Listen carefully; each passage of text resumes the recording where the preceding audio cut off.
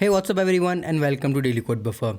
In this video, we are going to implement Spring Security with Auth0 into our microservices architecture. So we have a bunch of microservices available and we will implement Auth0 with role-based access control in our system so that whenever the user logs in, if the user has a permission, based on that, we will allow the access to the system. That's what we are going to build today. So we are going to implement complete everything. I will show you the architecture as well. I will show you how to do the configuration in your Auth0 account and how to implement in your microservices with Spring Security as well. So let's start building the Spring Security in our microservices. Hey everyone, welcome to the section of Spring Security and implementing it with Auth0. You have gone through the previous section as well where you have implemented Spring Security with Okta. Now as Okta and Auth0 both have been migrated, there is a complete new UI with Auth0 where there is a lot of different functionalities available and the complete way of managing the users, managing the authentication and security is been migrated. So we need to learn about how Auth0 works, how to manage the security with Auth0 and how to implement the same in our Spring Security with microservices project as well. So in this section, we will understand what is our architecture. Based on that architecture, what are the different components that we want to use, and based on that we will configure Auth0 and implement the same in our microservices as well. So that is the plan for the implementation in this section of the video. There is a lot of concerns about the students not able to implement Spring Security very easily with their microservices project, but let me assure you, with this implementation you will be easily able to implement it. I will try to simplify as much as possible for you to understand and implement it very easily. In this section of the video, let's understand the architecture of our microservices and what is the need of the different Spring Security components in our application. So let's start with the services. So in our architecture, we have a product service. Okay, this product service is to manage the products of our application. We have payment service. This is to manage the payment of the application. We have order service to manage the orders, and we have the API gateway as well. Okay, API gateway is something that all the front-end requests will come to API gateway, and then from API gateway all the requests will be redirected to each of the different services. And we have client as well. And order service in return internally can call the payment service as well, and internally it can call the product service as well based on the requirement. Okay, if you are placing an order, then order needs some information about the product and payment, then order can directly call the payment and product service internally, because as we have already authenticated, we do not have to go back via API gateway. Okay, so this is a simple architecture that we are working on. Now this is the only service that we have taken. Other than that, we also have config servers, we also have the service registry and all those other things as well within this architecture. But these are the main components where we have to implement Spring Security in our application. So that is the only thing that we have taken here. Now, however, API flow will work within this architecture. So when the client comes, right? So what client will do is client will invoke the API gateway. API gateway has one login flow. Okay. Now within this login flow, a client will call the API gateway with login API, and API gateway will authenticate the user against Auth0. Okay. So whenever the login request comes to the API gateway will invoke the Auth0 and authenticate the user against the Auth0. If the user has a proper account or not, has the already proper permissions or not, and based on that, this API will return the access token. Okay, so now client will have the access token once the user is logged in. Now the client has the access token. Now it's client's responsibility to send this access token every time they do the request, because once the user has been authenticated and authorized, now client has to send the token whichever is generated as a bearer token to all the requests so that the authentication does not happen again. The only we need to do is authorization that the user has proper permissions or not every time based on what I'm going to call. I'm going to call a product service or payment service or order service or any of the service accordingly. Okay, so now the access token is generated, and now client is doing the order call that I want to place an order. So client is placing an order. Okay, how it is placing the order? Client is placing the order via API gateway, that /order/place order. This is the API it has been calling, and with this API it is also passing the access token. Okay, now this access token has to be accepted by API gateway, and API gateway should authorize that token. Okay, the first step of the API gateway is to authorize the token, validate that token, that the token which I have got is valid or not. Okay, otherwise what will happen is, if API gateway is not validating the token, then I'm just passing the token to Auth0 service, and Auth0 service has to validate it. Okay, so that's an extra hop, extra latency that we are adding. So we should add the validation at the first step itself. So we will add the validation here that whatever the token is been sent is correct or not. If the token is correct, if the token is valid, okay, that token has to be passed to any of the service which we are calling. So if we are calling Auth0 service, so API gateway should understand that, okay, this request is for Auth0 service. I need to pass this particular API and API data to Auth0 service. I need to call the Auth0 service. So when I call the Auth0 service, okay, I should pass that access token as well alongside my data. Okay, and now Auth0 service validates the same token again, that okay, this user has the permission to access this API or not. If the user has the access to invoke that API, well and good, we can execute that request. Otherwise we can say that you're forbidden, you cannot access this API. Okay, so that's how the entire operation will work. And if Auth0 service is calling payment service and product service, Auth0 service will pass the token to rest of the service as well. So you can see that every time whatever the token has been passed, that token has to pass along all the APIs, so that we can validate the token every time. Okay, now if the client is calling directly product service or payment service, okay, they should not, but ideally if they are calling, then also your token should be passed. Your token should be passed here, and based on that token should be directly validated against any of the service as well. Okay, so every time this token is important, and that token will be validated across all the different services. So this is the flow that we are going to build, where your API gateway has the login API to generate the token for you, and that token will be passed across all the different services for validation purposes. Okay, and everything will happen again Auth0. So every services will have the reference to Auth0, so that they can validate the token against. Okay, now we will understand how and which component to use for our Auth service as well. So let's understand that. So this is our service architecture. Now what we have to do is, we have the Auth0 here. Okay, now as we are working with Auth0 in Spring Security, we need to follow some Spring Security standards as well. Okay, so whenever I want any of the application to validate or to authenticate and authorize my user, at the time I have to register that as a client, because that is the client which is interacting with my authentication provider.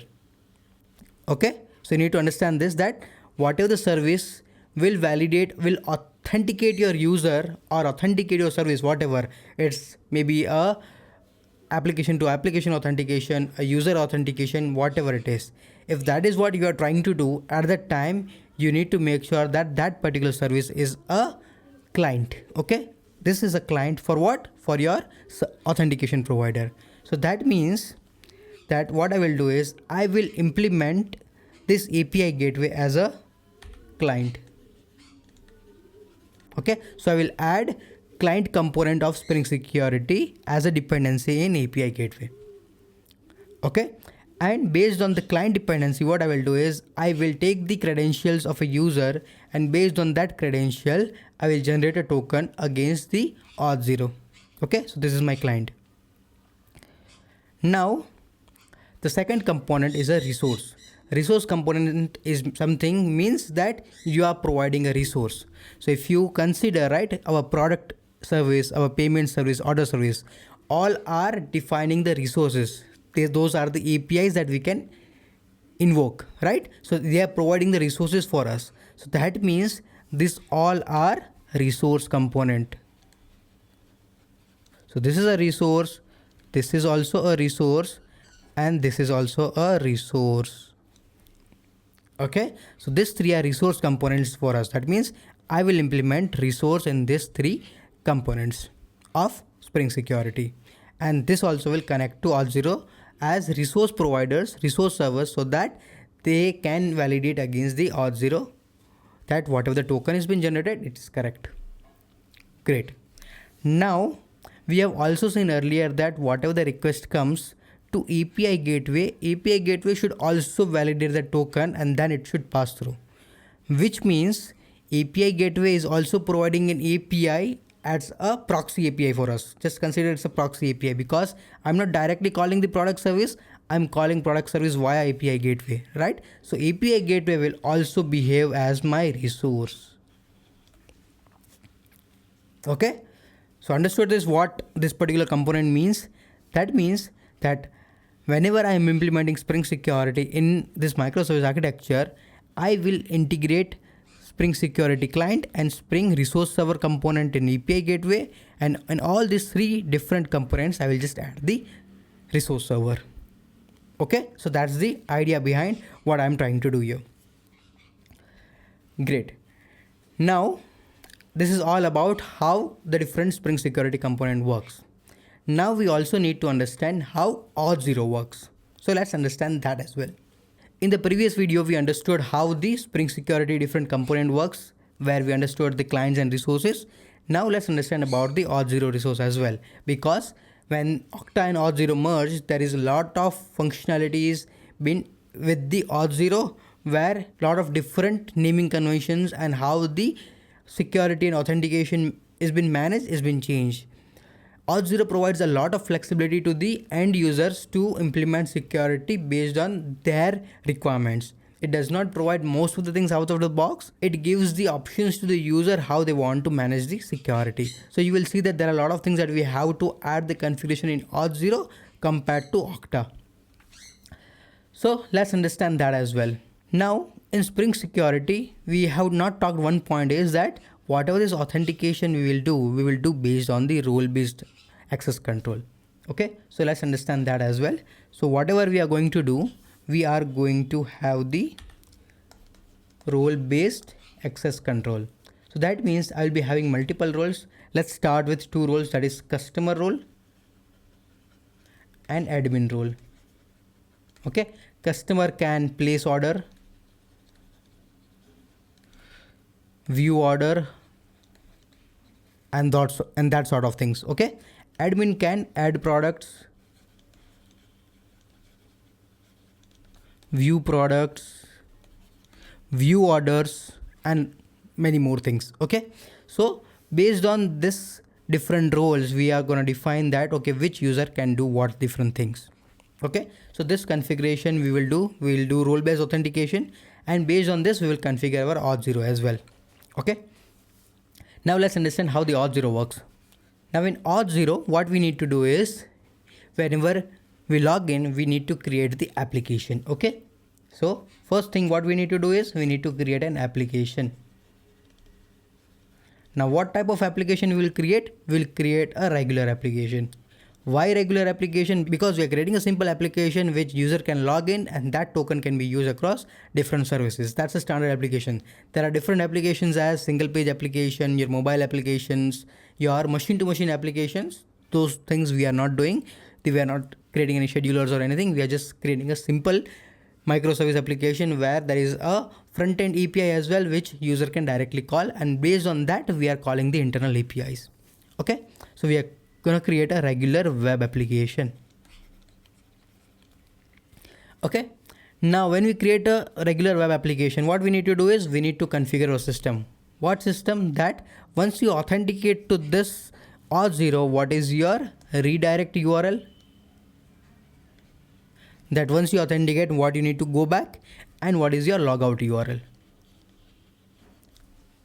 Okay, so these two things we need to configure in our Auth0 when we create the application. So just assume that we are going to create one application where we are going to configure our redirect URL, that is our callback URL, once we get back from the Auth0, and what is the logout URL. Now we need to implement users and roles. So we are going to create users we will create couple of users and we will create couple of roles as well. And we are going to define those roles to the user. Great. Now, as we are having multiple microservices, what we need to do is we need to have the role-based access control. So we need to define that what role has what permissions as well. So if I define admin role, that admin role has what kind of permissions. If I'm defining a customer role, that customer has what type of permission to perform the actions. Okay. So for that cases, we need to define audience.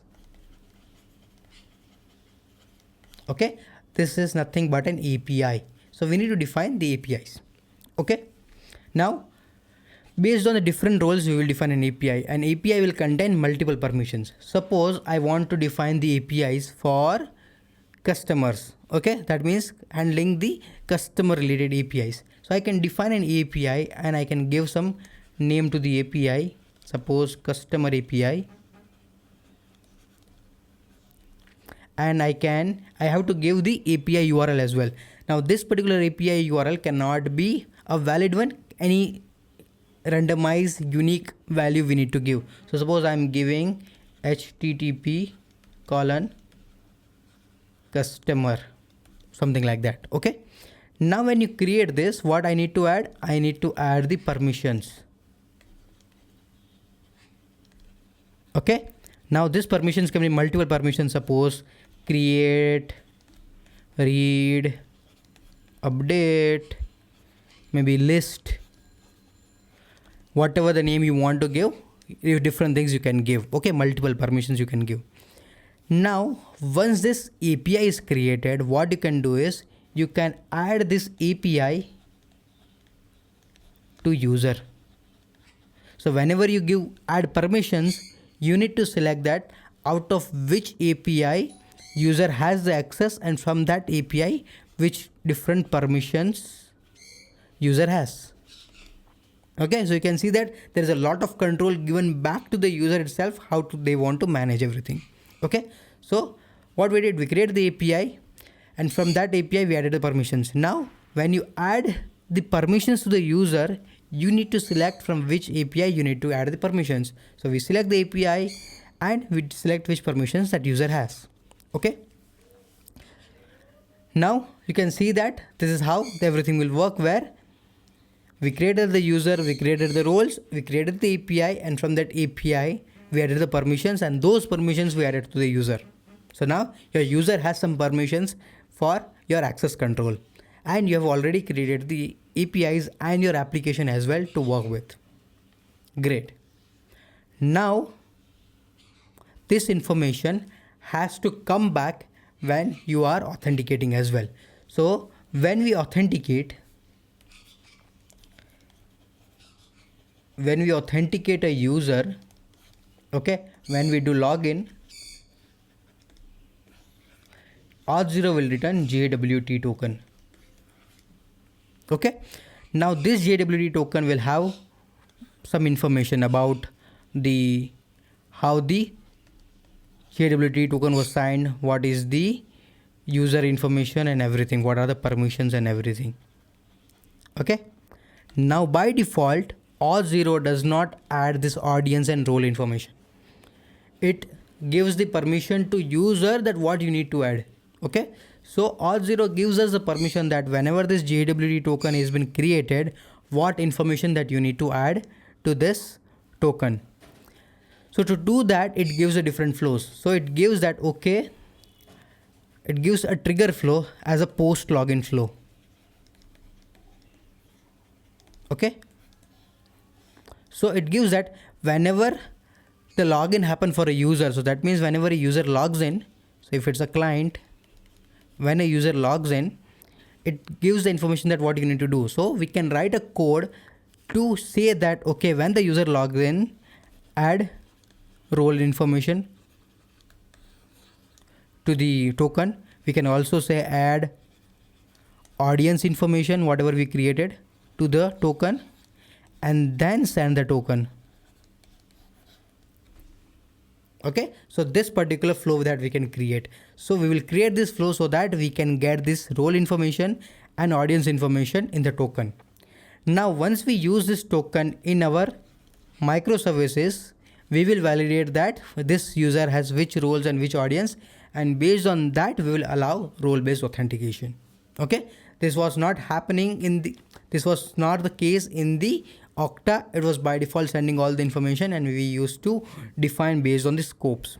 This is the changes that we have to do, and we have to configure in our Auth0 so that we can have all the information needed, and based on that we can configure our system and use the role-based authentication. So this is the overview of everything that we are going to need and do to make sure that our application works smoothly. Great. So now let's go to Auth0 and implement all of this whatever we have discussed here. In the previous section we saw that how Auth0 works, how the different components that we need to create in Auth0, and also in our Spring Boot microservice as well. Now let's go to Auth0 and implement and configure everything that we have to do. So what we will do is we will go to Auth0. So we will just define Auth0 login. I will add the link in the description for you to check out as well. So just search for Auth0 login and go to Auth0 authentication platform and click on login here. If you do not have the account, just create the account. You can create the free tier account, so that should be okay. And I will continue with my Google account. Now once you log in, you can see that it will be asking you to getting started, and you can directly create your application, and it will ask you, and it will follow through how you can implement your application in your application as well. So it is very simple to start. If you just want to integrate as a front-end application directly, it's very easy that you will be able to log in, get the session or token, and in your application all the upcoming requests will be authenticated. But here we have a separate different views. We have different microservices, and all those microservices has to integrate with the same thing. So that's why we have a different way of implementing, but the idea should be same, where whatever we discuss about each and everything, how we are gonna implement the client resources and what we are gonna create about audiences, roles and everything, we will be doing it here. So first of all, what we discussed, we will create an application. So once you log in, what you need to do is you need to go to applications and go to applications. Here you can see that I have already created an application that is microservices. This is what we are going to use, but I will show you how we can create the application as well. Okay, so just go to create the application here and just give any name of your application. Okay, suppose my app is created, that should be okay. You can create anything, and you need to select this regular web application. Okay, you can see that it's a Node.js, Express, ASP.NET, Java, PHP application. We have a Java application, so this is what we are gonna create. Okay, once you click on create, you can see that it will show that which technology that you are working on. We can say we are working on Java Spring Boot, and it will create the application, and it will also show that how we can integrate. So you can see that it will also show each and everything, how you want to configure Auth0, how you can configure your Spring Boot application, how to log in, log out, user profile and everything. Okay, you can download the sample as well, view it on GitHub and everything. You can see that all the steps are given with code as well. So you do not have to worry about how do you start. If you have to implement any of the application, you just come here, get the code, and you will be easily be able to implement for one of the application.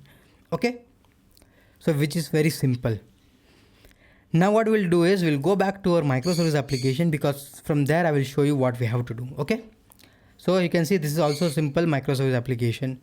Just click on this microservice application and you will be redirected here. Okay, now few important things, that name of your application, your domain, client ID and client secret. These three are the important thing that you will configure your Spring Boot application with. So with this information, Spring Boot will know that where you need to connect to and what is the application that we are talking to. Okay, so with this three information, it will know that we are talking to microservice application created in Auth0. Great. Now once you scroll down here, okay, in the application URLs, in the callback URLs, we have to add this callback URL. Now this is a standard callback URL format. Okay, the only thing changes is this part. Okay, your API, your application URL. So I will be using API gateway. API gateway works on port 9090. We will see that as well, how that works. but my API gateway works on port 9090, so that is what I have given, and rest of the format is same. Okay, in Okta you will be using Okta here, but in this Auth0 you will be using Auth0, that is the provider. Okay, and in the logout URL you will define your application URL when once the user logs out, where you need to go back. Okay, this two information you need to add here. Then you can see rest all the information I have kept as it is, no change. Okay, everything is same, and just click on save changes to save your application. So your application is saved. No extra information you have to do till now. Okay, then you need to create few users as well. So go to user management and click on users. Okay, I have already created a couple of users. You can create a user as well. So click on create user, and you can give username and password authentication. Okay, and give email ID and password. Okay, and your user will be created. Nothing extra. Once the user is created, okay, once multiple user is created, what you need to do is you need to create roles as well. So you go to roles and create the roles as well. I have already created admin and customer role. For creating a role, you just go to create a role, give the name of the role and give the description. That's it. Okay. Now suppose we have created the customer role. So we'll go to the customer role. Okay. This is a customer role that you have created, and now you have to go to permissions and give the permissions. Okay. So how you will give the permissions? You will give the permissions from add permission. And this add permission you can see works on the API. So you can see it's saying that select permissions from existing APIs. Okay. So these are the two APIs that I have created. So I'll show you that as well, that in the roles you can see we have to add the permissions, and for that permissions we need to create the APIs. Okay. So now as we have created the roles, okay, in roles we need to create the permissions, and to add the permissions we need to create the API. Okay. That is the audience that we talked about. So now let's go to the API and do that. So we'll go to the APIs. APIs is in the application/APIs. So just click on that. And here we'll be redirected to the API section. Now in this API section, you can see that I have already created a couple of APIs. What you can do is you can go to create API and just give any name. Okay. So I'm just giving a random name. Okay. And what you need to do is you need to add the identifier. Now you can see that this identifier should be a unique identifier, and this identifier may not be your actual endpoint or actual domain or anything. This is just an identifier. So if I can say http://random/API, this works because this should be unique across your application, whatever you have created. Once you do that, just select Auth0 and RS-256. Okay, and create the API. Once you create the API, okay, what you need to do is you need to go to settings, okay, and you need to enable RBAC, that is role based access control. Enable role based access control and add permissions in access token. Okay, you need to do in all of those particular APIs that you create. Once you do that, save your changes and also allow offline access, so that this will allow you to have the refresh tokens as well. Okay, so whenever your token is expired, you need to use the refresh token to create a new token. So for that, this will allow the access. Once you do that, what you need to do is you need to add the permissions, because we talked about that APIs will have the permissions. So go to permissions, and this will allow you to add the different permissions. So suppose this is the random API. Now random API wants to add few of the permissions, so it can create user, delete user, whatever you want to do. Okay, so what are the permissions you want to give? Suppose it can read :user. So you can go with this format, or you can just say read user, whatever you want. It's just a text, and that particular text we need to authenticate or we need to validate. Okay, so just give any of the text you want. Suppose I'm adding read user, and give the description of that. This permission is to read users. okay, and add it. You can see that that permission has been added here, okay. So your API is created and your API has a permission as well. Great. Now this permission you can add in your user. So now go back to users, okay, and what you can do is go to a user, and in a user you can add the roles, okay. So whatever the roles that you have added, that role you can come here and add it. So you can see that I have added a customer role. I can assign the admin role as well, okay. Whatever you want to do, you can do that way. So roles are assigned. You can either authenticate via role section or you can authenticate via permission sections, okay. If you want to have a fine tuning, go with a permission. If you want to have a role based generic approach, you can go ahead with that as well, okay. And go to permissions. If you want to add a permission, you can see that I have added a customer permission, okay, and go to assign permissions, select the API. You can see that the random API has been selected. If I go to customer API, you can see that it comes with a blank because I have already added customer API, customer permission, you can see, right. So this is something that I've already added, so that's why it is not asking me again from this. But if I go to random API, you can see that this is the permission that I've selected, so I can select it and add the permission. It will add it directly. Same goes with others as well. So this way you can add the different permissions here, okay. So now you can see that for a user you have added roles and permissions so that this particular user will have access to customer role and there is different permissions whatever it has, okay. Same goes with all the different users that we want to do, we can do, okay. Now go back to application, go back to microservice. So you will always see that whatever the APIs that you have created, those APIs test application will come here for you to test it out, okay. We have not created this, but it will automatically create for you to test it out. So all this customer API test, admin API test, those are by default created. We have created this only, okay. So we'll go to microservices, and what we will do is, you can see you can go to credentials, okay. Now in this credentials sections, make sure that you select client secret post, okay. It is not MTLS or MTLS pre-signed or private key JWT. It is a particularly enterprise edition. We do not have to use it. We can go with client secret, which is enough secure as well, okay. So we will select this. By default it should be selected with client secret post only, but if it's not, make sure that you select client secret. Then rest of the things are same. You do not have to change anything. Then come to API section. Now in this API section, you can see that you have enabled few of the APIs. So you can see that the random API is something that is not authorized because that is something that we recently created and it is still not authorized to access. Customer API and admin API is something that I have already previously created and I have enabled it. So what you can do is you can just enable it, okay. So enable it, authorize, it will convert to authorize, and if you scroll down here, it will ask for the permission as well. So what are the permissions? Whatever it is, redo user, enable those redo user, and you can just update.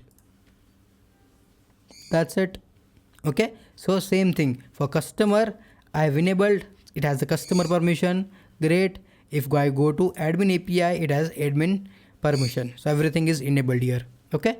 That's it. If you go to add-ons, nothing I have enabled. If you go to connections, nothing. These are by default, okay. Why by default? Because I have already used the Auth0 authentication, so that's why this is enabled, and I have already logged in with Gmail, so that's why Gmail Auth2 is been enabled. So whatever the service that you will use, those will be enabled here. Then in organization, nothing is there, okay. By default organization is there. So by default Auth0 works on tenant and organization. So this is the by default tenant that we have created. So whenever you create the account, that is the tenant that you use. You can see that this is the tenant, okay. If you want to create a new tenant, you can do that as well if you want. So this is it. Your all the configuration is been done, okay, for your application, your users and everything. Now we talked about one thing, that is that this particular trigger flow, that when you log in, you need to add your roles and audience so that those are included in your token. So that configuration we have to do. So to do that configuration, what you need to do is you need to go to your Auth0 account and you need to go to actions. You can see that there's an actions, right? So go to actions and go to library. Now here you can see that there are different libraries available. If you go to create actions and use from a marketplace integration, you will see a lot of particular libraries available. So if you want to have the one-click zero trust identity, LIS KYC, there are a lot of different things available. So if you want to use any of the existing one, you can use that as well. So by default you will get the code and everything. But if you want to make a custom one as well, okay, you can see there is a template sections as well. So there are different templates available. You can see that if you want to have the confirm email is verified, multi-factor authentication, add email to access token, all those different checks are there, okay, and all are these different flows. You can see that it's a post login flow, password reset, post challenge, okay, different triggers are there, okay, how you want to behave, how your application should behave based on the different actions, okay. So these are the different things that you can do. What we will do is we will go to custom one, okay. You can see that I have already created couple of them. So you can go to custom one, create action and create build from scratch. And here you need to give the name of the action, what you need to perform, when you need to perform, that is a trigger, okay. These are the different options, that password reset, post challenge, send phone message, post change password, when you want to trigger something. What we need to do is we need to do post login, because post login I want to have those roles and audiences added to the token, okay. Once you do that, you need to select which node you want to select. 22 was recommended, so I just selected node 22. Okay, once you create this, what it will do is it will ask you for the code. So this is similar to what I'll click here. So just click on add audience and it will go to this particular screen to add the audience. So this is the particular piece of code that I have added. Now this piece of code I have got from the documentation only. This is not a rocket science. This is a simple piece of code, okay. Two things we need to define here, that is which particular audience you want to add, okay.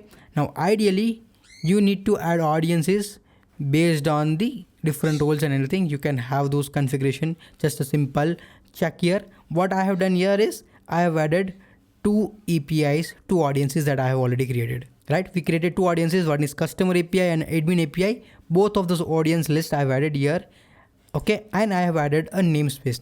Now this namespace is nothing but a custom URL that just belongs to you, okay. This also cannot be a valid endpoint or valid domain. You can give any URL. So if I just give random value here, that should also be fine. But this particular namespace, this value will come in your token, and from this value you need to get this particular audience values. That is the only identifier. If you want to add multiple, you can add multiple as well, and all those will be added. So once you add this piece of code, only 4-5 line of code, that this is the JavaScript function, and what it is adding is I'm adding a constant namespace, and within that namespace I'm just appending the audience section. And once you add this code, just click on deploy and this will be deployed. There is nothing extra, you don't have to worry about anything, okay. Just add this piece of code. I will add this piece of code in the description and code section as well, so that you can refer it, just copy paste it, just change your namespace whatever you want to give and add the audiences that you have created, okay. That's it. Go back, this was the audience one and the other one is the token one, add roles to token. So create that one, and here also the same thing. What I have done is I've added the namespace, okay. You can add any of the namespace. I've added the namespace and I've added the code that it will add the roles. So whatever the roles this user has, whoever is logged in, all those roles will be added to the token, so that those roles we can validate against, okay. That if this is a customer role, we'll only allow customer APIs. If it's an admin role, we'll only allow admin APIs. If you need a granular details, then you will go for the audience part as well if you want, okay. So I'm just showing you both the ways, so whatever you prefer you can do it, okay. So just click on this, just add this code, click on deploy, this will be also deployed. So now your two libraries are created. Now you need to use these libraries to trigger when you do the post login. Okay, so for that what you need to do is you need to go to triggers. In this trigger you need to go to post login trigger, because that's the trigger we are talking about. So just click on this, go to custom, and you can see that you will see all those different custom libraries that you have created. And you can see this is the flow: start user logged in and complete token issued. So between these, whatever you want to add, you can just directly drag and drop. Okay, I have added multiple. You cannot add multiple, you should not add, but if you add, you can add that as well. And what you can do, you can remove that as well. Okay, so that's why whatever you want you can add in whatever the sequence you need to add. Okay, so multiple libraries you can create and multiple things you can add. What will happen is when the user logs in, all those actions will be performed, all those JavaScript functions will be invoked, and at the end everything will be added and token will be issued. Okay, so this is the flow that is extra that we need to do. Okay, earlier it was with hooks you can do, but hooks are deprecated now. If you go to hooks as well, it will show that it has been deprecated. Okay, so the new one is with actions and triggers. Okay, so this is what we have configured, that I want to add my roles and I want to add my audiences when the token is created. That's it. So now your entire Auth0 configuration is been done. Now you need to take all this information, that is go to applications and go to your microservice application, whatever we created, and go to settings, all this information, domain, client ID, client secret, your users, your audience information and everything, you need to keep it handy. That will be used in our Spring Boot application. Now let's go and modify our Spring Boot application microservices to use this Auth0 application. Now in the previous section of the video, we saw that we were having the Auth0 configuration. So we did all the complete Auth0 configuration for our different microservices. And now we will have to implement everything in our microservices as well. So if you are following this course, what we have done is we have created a Spring Boot microservices. This is the Git repo that we were using till now. And within this, you can see that these are the different services that we have. Okay. And what you have to do is you need to make sure that you are in the Spring Boot 3 upgrade branch, because if you follow this, this is the Spring Boot 3 upgrade that we did recently. And once you do the Spring Boot 3 upgrade, it comes with the latest Java version, latest Spring Boot version and latest Spring Security. We will take this as a base so that we can upgrade to the newer versions of Spring Boot versions, that is Spring Boot 3.4 plus and Spring Security 6.2 plus. Okay, so these are the latest libraries that are available and we are going to use that, and based on that we will build our Spring Security application. So if you are anywhere and if you are not able to follow along, just take this branch. So from this branch you can start implementing whatever we are doing. Okay, so just take this particular branch and this will have all the code and we are going to use the same thing as well. So what I have done is I have just downloaded this repository and I have opened in my IntelliJ IDEA. So this is the entire code here and you can see that I am on Spring Boot 3 upgrade branch. Okay, we have already upgraded our Spring Boot. Now if you are stuck at somewhere implementing Spring Security and you are facing a lot of issues because of the Okta configuration and Okta upgrade of the UI, you do not have to worry. Just take this particular branch and we will implement each and everything from here. Okay, now within this application, the first thing we need to do is we need to upgrade all our libraries, all our applications to the latest versions of Spring Boot and the latest version of Java, that is Java 21. Currently, this is with Spring Boot 3.1 and Java 17 will upgrade to Java 21 and Spring Boot 3.4 plus. Okay, so let's do that and then we will implement Spring Security in each and everything. So what we will do is we will come to each and everything. So we will come to service registry and we will go to pom.xml file and you can see that currently it is 3.1.1 Spring Boot version and Java version is 17 and Spring Cloud version is also of 2022. We'll upgrade each and everything. So the latest version available today is, and how we can get the latest version, I will show you that as well. So for that we will go to start.spring.io. Okay, and currently you can see that the latest Spring Boot version is 3.4.3. Okay, and to get this information, what we have done is, this is the latest version, I have selected Maven, Java language, and I have selected version as 21. Okay. Now with this selected, I will just explore the section and you can see that these are the information. So I will just copy that. This is a Spring Boot version. So let me just copy this and edit here. And I will go here and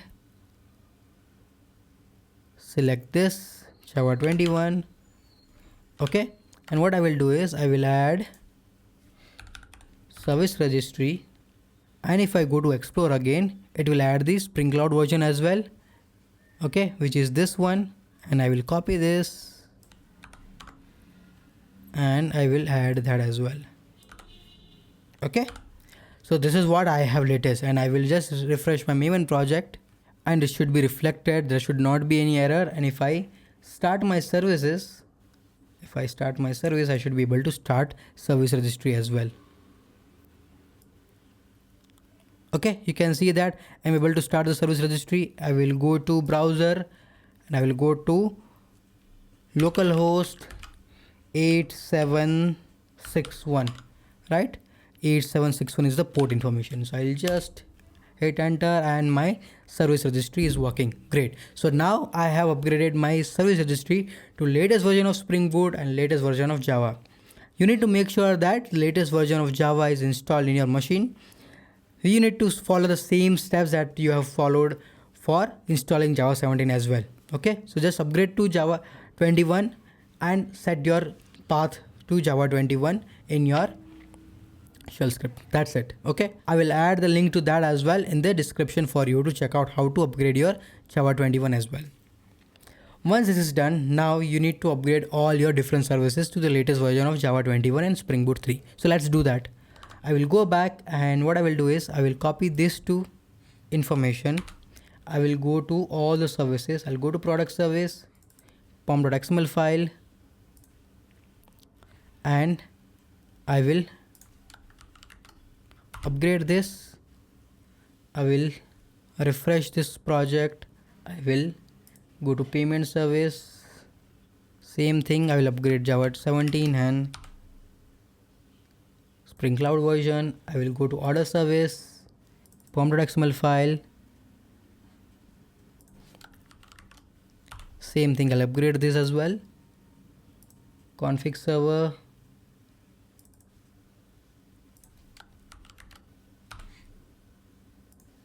And cloud gateway as well. So you can see that we are just changing this to version, but internally what it will do is whatever the starter parents are there, right?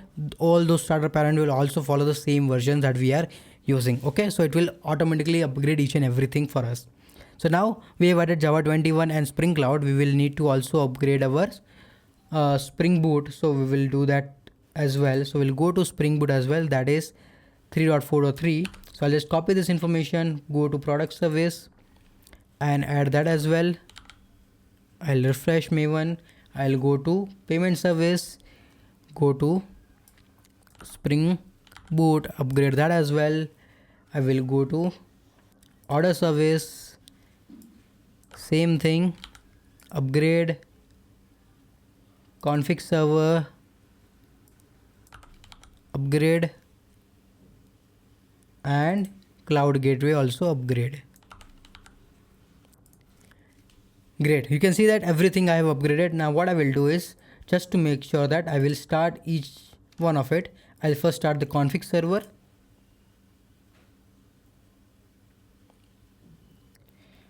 And config server is started. Yes, config server is started, and I will start all the rest of the services as well. So if every of the services starts, that means my whatever the upgrade that I did, everything is working fine. Okay, great. Services are failing, and the reason is Hikari pool is not able to connect to the DB. Okay, access denied. Great, because the password is different. So in that case, what I have to do is I have go to my product service source, main resources, application.yaml, and my password is root. Okay, that's the only thing different. I had to reset my database to change the password as well. So that is the change I have to do. You need to change according to your username and password. Okay. So product service is done. I will start product service again. I'll go to payment service. I'll change payment service password and I'll start the payment service. I'll go to order service, main resources, application.yaml file. I will change order service password and I will start order service as well. Okay, so here you can see that now all the services are started. Okay, I can see all the services are started. If I go back to my service registry, if I refresh, you can see that I can see all of my service registered as well to service registry. That is API gateway, config server, order service, payment service and product service and service registry itself. So all of those 6 services are completely working fine. And I also have MySQL configured as well. So if I have MySQL, then only you'll be able to MySQL server running. So every application is able to connect to my database as well. So whatever we have followed till now, the same thing you have to have the configuration. The only thing changed is the latest version of Spring Boot and Java. Now everything is set up. You can see that it has all the latest version. Now it will also have the latest Spring Security version as well. We will do that as well in the next part of the video. Now in the previous section of the video, what we understood is we understood that we had to upgrade our microservices to the latest version of Spring Boot and latest version of Java. We did upgrade each and everything was working completely fine. Now what we will do is in this section that in one of the service, that is our API Cloud Gateway, we will implement Spring Security so that we can generate the token based on the user login. So when the user logs in, that token should be generated and we should be able to validate that token. That's the thing that we are going to implement. So how we are going to implement? If we go back to browser and if I show you here, okay. So if I show you here, so we are going to work with API gateway, and API gateway should have the client, right? Spring Security client, so that it can connect to Auth0 and generate the token for us. So we are going to add the client dependency in our API gateway to connect to Auth0. That is what we are going to do. So let's go to application. Let's go to cloud gateway. Let's go to pom.xml file and let's change the configuration. Now whatever we had previously, we will remove everything, whatever we don't need. So we'll scroll down here and what we see is regarding the Spring Security. This is the thing. We have Spring Security and we have this Okta configuration. Okay. Now this is something that we don't need. So we will remove this. Okay. Now to add the Spring Security, what you can do is the old and best method is whatever the dependency you need to add, you just go to start.spring.io, Spring Initializer, and add the dependency. What you need? Client. So just search for security client, that is Auth0 client. That is the Spring Boot integration for Spring Securities, Auth0 OpenID Connect client features. Select this, explore, scroll down. You can see that this is the information that you need. Copy this, add it, go back, and you need test as well if you want to do any testing, and refresh your project. That's it. So you can see that we just added the dependency. We do not have to add particularly Okta related dependency. With Spring Security we can do, or we will be able to handle it. Okay, so we just added the Auth0 client and the test dependency. That's it. Now with this dependency added, now we need to go to source, main, resources, and application.yaml file. Okay, now this is the application.yaml file for our cloud gateway. You can see cloud gateway, and here if you scroll down, you can see here is the configuration for Okta. Okay, we don't need this now. So what we will do is we will just remove this. Okay, and we need to add our Spring Security configuration to connect to Auth0. So let's add that. So it is under Spring Security. Okay, so it's part of Spring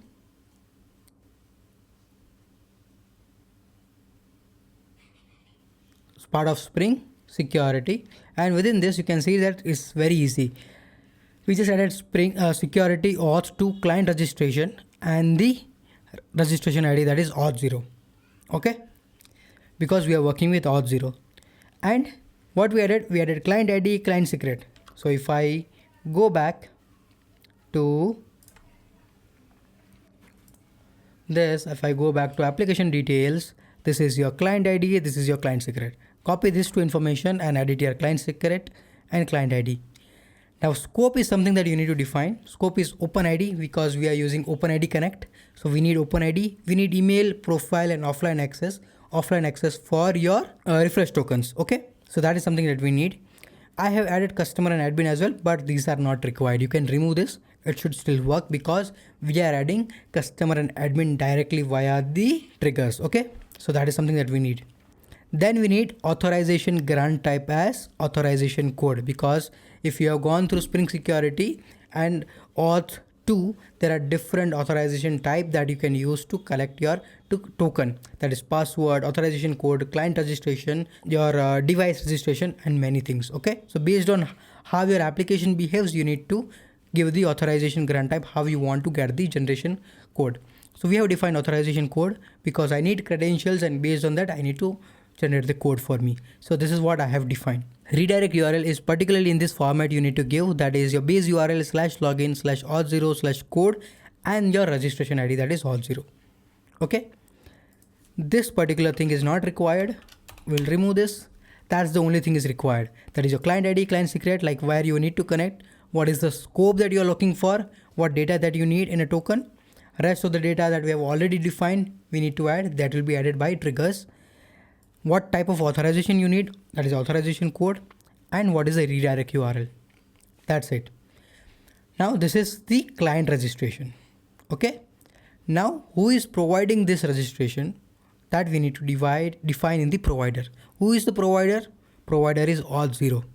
Okay, and who's the issuer? That means what's your domain, where I need to go and connect to, that is your domain ID, that is your tenant. So if you go back, this is your domain. Okay, so that is what you need to define. So I have defined that. And what is the JWT set URI? This JWT set URI is nothing but your identifier, your URL, which will help you to identify the JWT that has been created. This is also defined in a format, your domain /.wellknown/jwks.json. Okay, so only change you need to do is your domain ID here. Okay, so just add this entire configuration from Git, whatever I'm giving you the code, just copy paste it, just change your domain information and give your client ID and client secret. That is the only thing you need to change here. Okay, now once you add this information, we have already talked about the audience as well, right? With Auth0, audience is really important, because with the help of audience, Auth0 will define that what type of data that you are looking for. Okay, so as this is the application, there is an audience by default created for your application as well, so we need to add that as well. So let's add that information. Okay, so this is the information, that is Auth0 audience. Now you can use any of the values here, any of the key. This is the key that we'll be using in our code. Okay, so you just define Auth0 audience and the audience value. Here also audience value is defined, that this is the domain /API/v2/. Make sure that you define / here. This is important. Okay, so this is the configuration that you need to define. That's it. Okay, now once we define this, we need to configure our application, so that we need to have the API to get the data. So what we will do is, we will go to Java controller, authentication controller, and here we need to define our controller so that we can get the data. So let's define that. So what we will define here is, we will define an API to print a token. So once the user logs in, it should print a token and it should give us. Now we will not be using this one, because if you are using still Okta, I'm not going to change this method. So it will keep as it is for you. But what I will do is, I'll create a new one. So that will be using to get the data for our Auth0. Okay, so we are not going to use the existing one. Let's create a new one. And as this API gateway is a reactive gateway, if you have gone through the API gateway creation, this is a reactive gateway that we have created. So that means we are going to use the reactive implementation of the client registry, reactive implementation of all the configuration that we're going to use. If you're not using reactive, then wherever you see reactive, just remove it and you should be good with the non-reactive classes as well. So that's the difference that you need to make sure that you have in mind whenever you are building this. So if you're working with the reactive application, use the reactive classes. If you're not using reactive application, use non-reactive classes provided by the library. Here we're going to use the same thing. So we'll define a public method, public mono of string, print token. Okay, and we're going to define this as a get mapping, and we're going to define this as a /print token. And here what I'm going to do is I'm going to add the principal object. So this principal object, you can see this from the Java security, and this will give me the information regarding the user. Now what we need to do is we need to work with the client registry. So you can see that this is a registered client what we were using here, right? So here also we have to use the same thing for reactive. So let's define that as well. So what I'll do is I'll define private final reactive Auth0 authorized client service. We are working with Auth0 authorization, and I'm going to use that client, that is the Auth0 client that I've created. And as this is reactive, it's a reactive Auth0 authorized client service.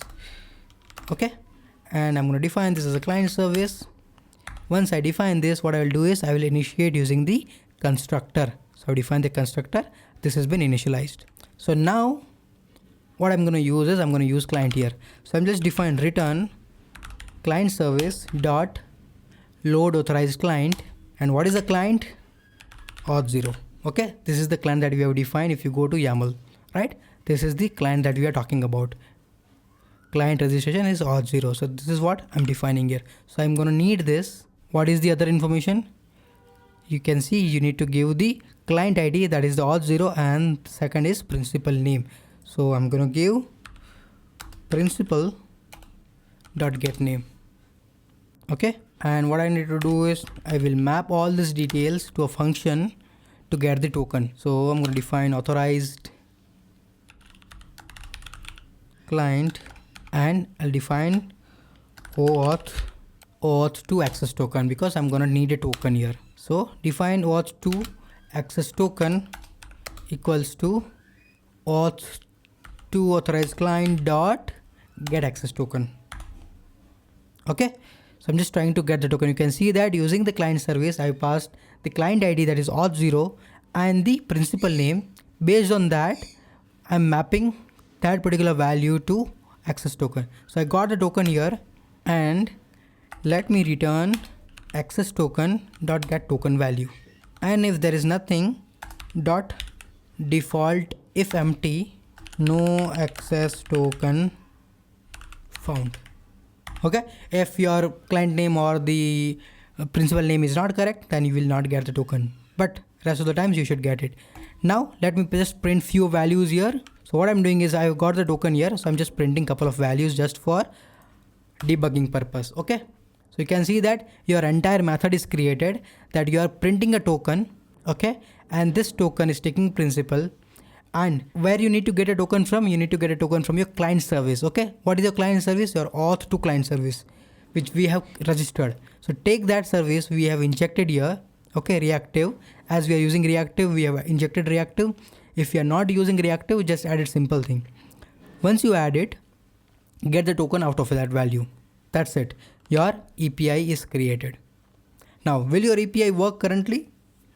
Maybe, but we need to have some configuration as well. Okay, so let's do some Spring security configuration. So we'll go to Cloud Gateway, we'll go to Okta Auth2 Web Security. This is the security class that we have created. We'll go to this, and here we need to add the configuration. Here you can see that we have started receiving the deprecated warnings, that these are deprecated since Spring Security 6.1. So this all things not gonna work. So that's why we have to change this. That's why I was telling that this will not work. So now what we have to do is we need to make sure that our Spring Security works from here, and all the API should be authenticated. And whenever the user tries to log in, okay, what we have identified earlier is that whenever user is trying to log in with the client registration, audience information is very important. Okay, so whenever user is trying to log in, what we need to do is we need to add this audience information as well as a part of that request. So that configuration also is required. Okay, by default this configuration is not there, so we will define that configuration that whenever you try to log in, just log in with this audience as well, audience information as well. So let's define that as well. So we will go to Okta Auth0 Web Security and let's change all this information. So first thing is that whatever the audience that value we have defined, we need that value as well. So let me just define that value here. Okay, I have defined audience and I want that value from Auth0 audience, and let me just use the Spring annotation, so that value will be available here. Okay, and then I need the client registration repository, because I want to use that client, whatever I have created, whatever the client is created here, I want to use that, and to make sure that this value has been passed when the client registration works. So that's why I will define private final. As reactive application, we are going to define reactive client registration repository. Okay, and I'm going to define repository, and I'm going to add the constructor parameter and initialize it. Great. This all things does not work. Okay, so what we will do is, let me just remove it. Okay, instead of authorize exchange, what it needs is, it needs authorize exchange dot authenticated. So we need auth exchange dot any request any exchange dot authenticated. Okay, so it needs an authorized exchange specification rather than just authorize exchange. So that is done. This is not needed now. This is not needed. We need auth login too as well. Okay, so let me just remove this. These are things not required because currently we do not have the resource server.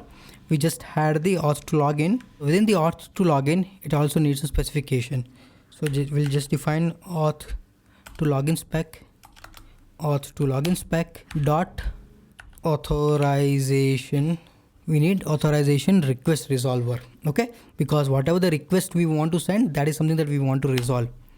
So that is something that we need to define, and here what we need to do is we need to pass server auth to authorization request resolver. So for that, let's create a method and let's pass it. So let's define the method here. So the method is private. What it needs server auth to authorization request resolver. That is server auth to authorization request resolver, and we will give the same name. Okay, and it will inject reactive client registration repository that we have created. Okay, now what we need to do here, we need to pass the audience information as well alongside the request. So what we are trying to do is, whenever you do auth to login request, I am modifying you, and I am trying to give you that whenever you do the request, add the audience value as well. That's what we are trying to do. Ideally, by default, it should be with Spring Security that whenever we pass the audience value, it should have been worked that way. But currently with this version, we have to add this way. Okay, so we are defining that. So we are defining default auth to authorization request resolver equals to new request resolver, and this needs what? Client registry. So we'll define the repository. Okay, so one thing you can see that whenever you will be working, it will be some minor mistake that you will do. Okay, so what we need server auth2, and we added default. So we need to have default server auth2 resolver. Okay, so if we change this, it should be working. Great. Okay, so now with this, what we need to pass the values. Authorization resolver dot set authorization request customizer, and I need to customize some values. So let me just create another private method to pass the customizer. So I'm going to define private customizer, and this customizer is of auth2 authorization request dot builder authorization builder customizer, and this is gonna return customizer dot add additional parameters, and here we need to add additional parameters. Okay, which parameters? Audience parameters. So define params dot put, and I'm gonna define audience and audience. Okay, so here you can see that what I'm trying to do, I'm trying to have the customizer, and that customizer I'm gonna call here, and this is the consumer. So let me just define a consumer. Okay, so now you can see that this works. And then once you set this, what you need to do is you need to return resolver. Okay, so here you can see that your both the method is completed, that you had a request resolver. In that request resolver you are passing the additional parameter as an audience. Once that is done, you call this method here, that I'm gonna call this method which gonna take repository as the input. Okay, that's it, and you do not need this particular value, and done. So you can see that your entire web security configuration has been completed. So what we'll do is now let's try to restart our service and check if it's working or not. So our service we need to restart is cloud gateway. So let's restart the cloud gateway. So you can see that what we did very simple thing. We added the client in the cloud gateway, that is Spring Security client. We changed the configuration in the application.yaml file to use the client configuration and the latest Auth0 that we have used. Then we created a new controller API to use that new client registry of Auth0, and we modified our Auth2 web security because the latest version needs this information. Okay, and we also wanted to pass the audience information in the request, so we modified the request as well. And now you can see that my application is started completely. Okay, so now what I will do is I'll go to browser. Let me just create a new instance. Okay, and what I will do is I'll go to localhost /9090/print token. Okay, and if I have configured correctly, you can see that my login page created. Okay, this is the login information now it has been asking, and you can see that this is the domain that we are working with. This is the application that we are working with. Okay, now let's log in. You can log in with Google as well, and if you want to enable multiple authentication providers, you can add that as well. I have already created a user, so let me just define that user. shabir.dawoodi07@gmail.com. Okay, and if I continue, I should be able to get the token if everything works fine. Great, DAWOODI, and the password is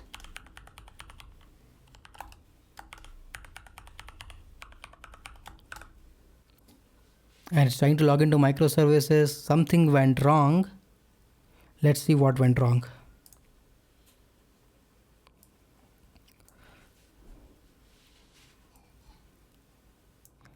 Okay, so what went wrong is the API. So API is with /authenticate, not directly print token. So it should be /authenticate/print token. So this should give me token. You can see that I've got the token. Now, is this token valid or not? We need to validate. So we will go to gwt.io to validate this token.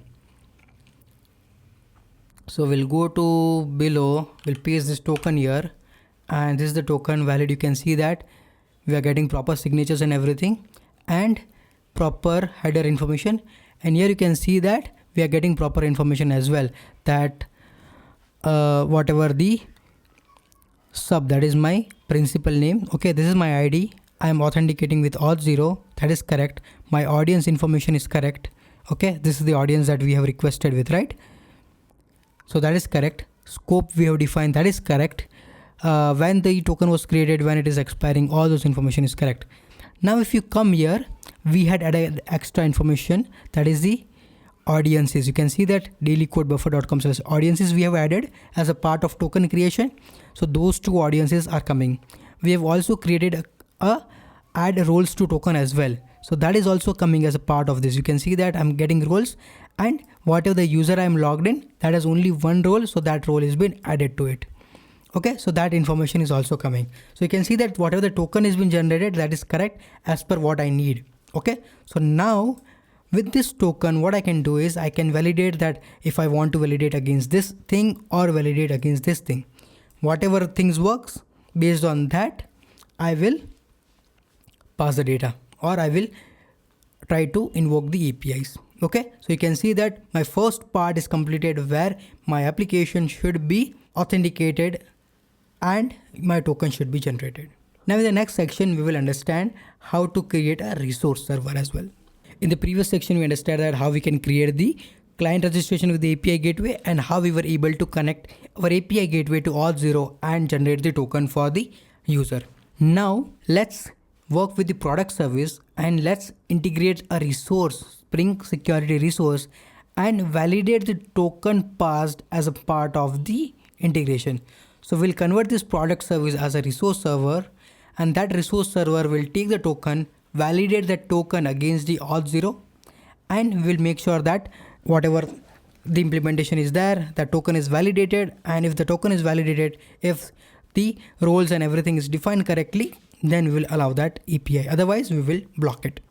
So let's go to product service and implement a resource server. So you can see that everything was working fine with the client service. Now let's go to the product service. So let me just go to product service, go to pom.xml file, and here we need to do the similar change. What change? Here if we scroll down, what we see is we see that it has been added Spring Security and Okta Spring Boot Starter. We need to remove this. So let me just remove this because I don't need this information. I will go to browser, go to Spring Initializer, and I don't need client as well. I need resource server. Okay, so Spring Boot integration for Spring Security's Auth0 resource server features. So let me just add this because this is my APIs. This is the resource that I'm providing. I'll explore this. Let me just scroll down, and I need resource server dependency. So I'll take from here. Yeah, that's it. Okay. If you want, you can add the Spring Boot Security Starter test dependency as well. Refresh it. Okay, so once this resource server has been added, what we need to do is let's go to the configuration. So we'll go to src main resources application.yaml, and here if you go to config server, there the issuer has been defined. So what we will do is we'll define the resource server. So we'll go to Spring here, and we will add this configuration, Spring Security Auth0 resource server, and resource server is providing JWT, and who's the issuer? Issuer is your domain. So whatever the Auth0 domain is there, you need to define that domain. That's it. That we just defining that for this resource server, for my JWT, who is providing that JWT tokens? This particular provider. That's it. That's the information that we need. Now we need to configure our application, so whenever the token comes, I should be able to validate the token as well. Okay, so for that we'll go to a Java code. You can see that how simple the implementations are. So once you understand the basics, you'll be able to implement it easily. Go to Java, go to security, go to web security config. Okay, now this also changes because with latest Spring Security, all these things does not work. Okay, so we need to change this as well. So first of all, you can see that this particular method, enable global method security, you can see this has been deprecated. Okay, so we will remove this. Instead of that, we will just do enable method security. Okay, so this is standard now, so we'll be using this.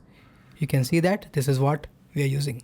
Now here you can see that authorize request, this has also been deprecated.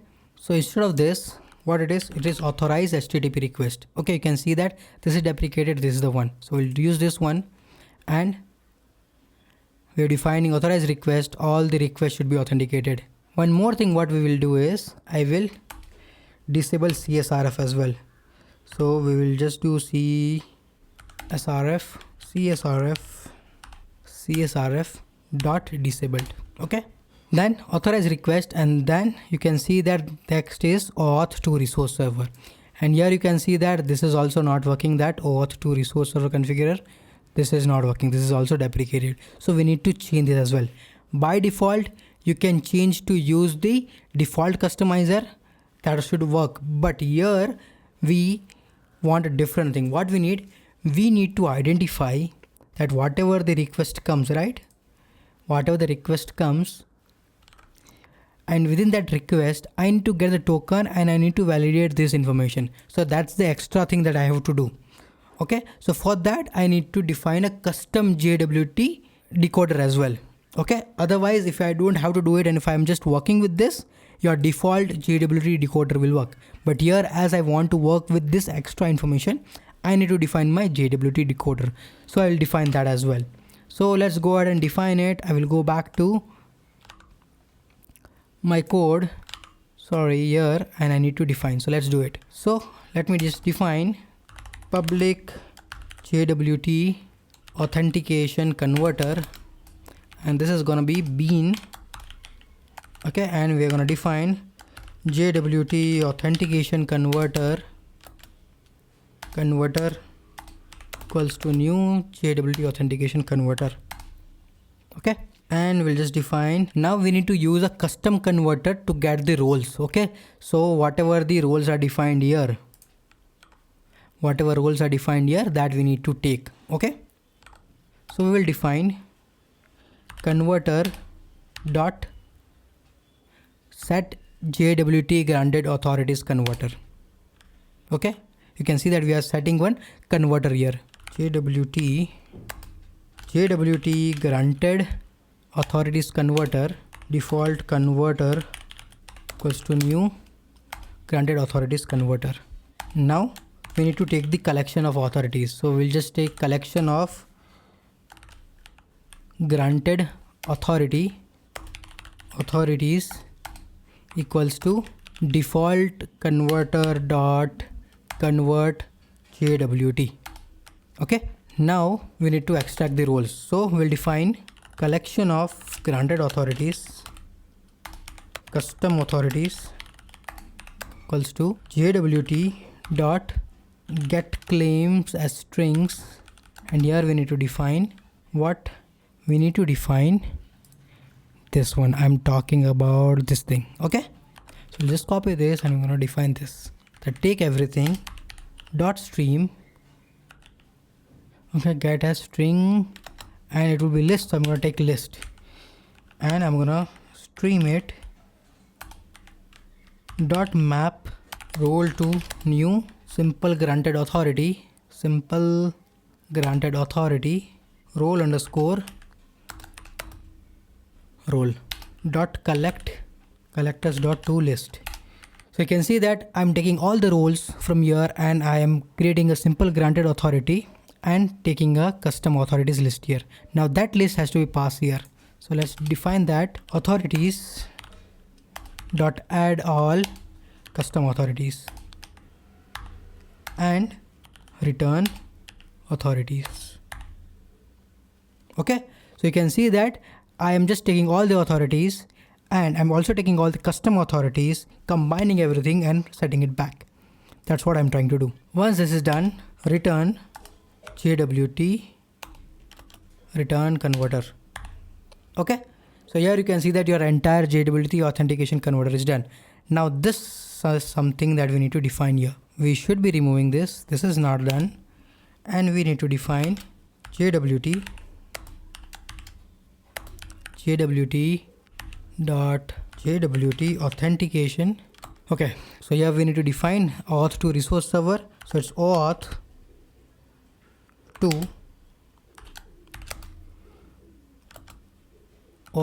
dot JWT. Okay, And within this JWT, we need to define JWT configurer, or you can define JWT dot JWT authentication converter, and I'm going to define converter. Okay, so you can see that what we did, we disabled CSRF and we mentioned that all the HTTP request needs to be authorized, and we defined the auth resource server.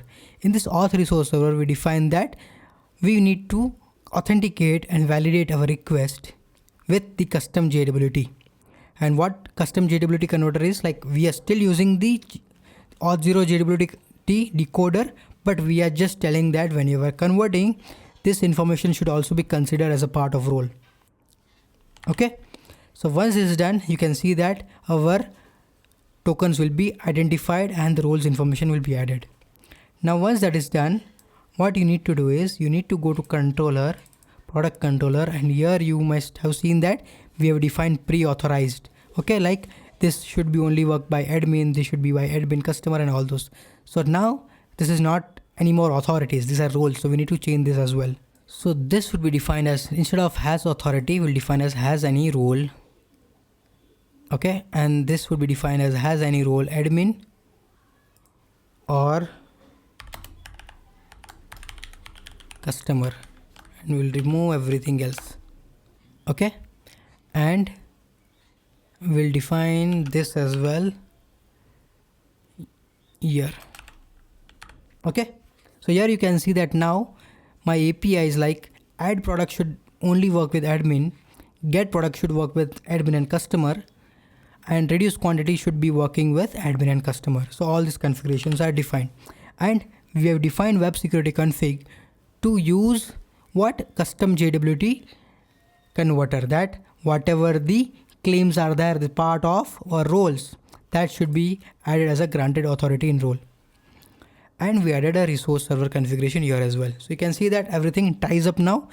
Now what we will do is we'll restart our server and we will check if everything works fine or not. So let me just restart my application. And you can see that my application starts completely working fine. So what I will do is I will go back to the Postman and check this. So this is my API. Okay, currently you can see that this is the API add product. Okay, and localhost 8080 add product with a post request, and if I send this, you can see that I am getting 403 forbidden, which is I do not have access. Now why I am getting forbidden? Because I was passing some token as well. If I remove this, yeah, I should be getting 401 unauthorized. Okay, because I'm not passing any of the tokens. Now what I will do is I will generate a token. So let's go here, generate a token. Let me just refresh it. I should be getting a token. Let's take this token and let's go to authorization. Let's select Auth2. By default it should be no auth. Just change it to Auth2 and change it to request headers and pass a token value here. Okay, and this will be a bearer token. You can see header prefix is bearer. Now once you send this, you can see that you are getting forbidden, because add request, add product can only be done by admin, not a customer. The token which is being generated here is of customer. So as a customer, I can view the products. So let's go ahead and view the products. So if I change here and suppose I want to see product number 152, and if I change to get, then I should be able to see, you can see that I'm getting 201, which is correct. I'm able to authorize my user based on the role as well. If I change this token value, it will not work. So you can see that based on the correct token, I am allowed to view the request. And if I change to post, you can see that still it will not allowed, give me 403, because I cannot use this particular token as it does not have the admin privileges. Okay, so if you go to headers as well, you will see that it's been denied with insufficient scope. Okay, so you can see that I was able to create a client, I was able to create a resource server, and that resource server is authenticating against a token, and everything is working fine with role-based authentication as well. Great. Now in the next video, we will work with the payments as well. In the previous section, we understand and implemented the Spring Security Resource Server as a part of the product service. Product service was able to take the token, and based on that token, it was able to identify role-based access control and was allowing the API access to the different users. So we saw that with a complete demo about how we can implement that. Now let's implement the same thing in our payment service as well. That payment service should be able to take the API token and should be validate against that. So we will implement the similar thing what we did in the product service. So let's go ahead and implement that. It should be very quick. So we'll go to the payment service. What we will do is, as we have already implemented the same thing in the product service, as it is very similar to what we have to implement in payment service, we'll just copy paste it because it will save over time as well, and it is exact same code. Okay, so we will go to product service application.yaml file, and from here we need to take this particular configuration. We will copy this. We will go to payment service. We will go to source, main, resources, application.yaml file, and we will add the same configuration. Great. Now we will go to pom.xml file, and we will go to scroll down. We will remove Spring Security and Okta Spring Boot Starter. We'll remove this. We will go to browser,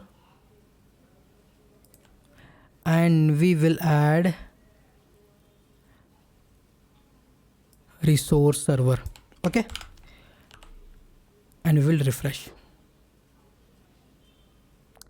Now what we have to do is, we will go to product service. We'll go to web security config.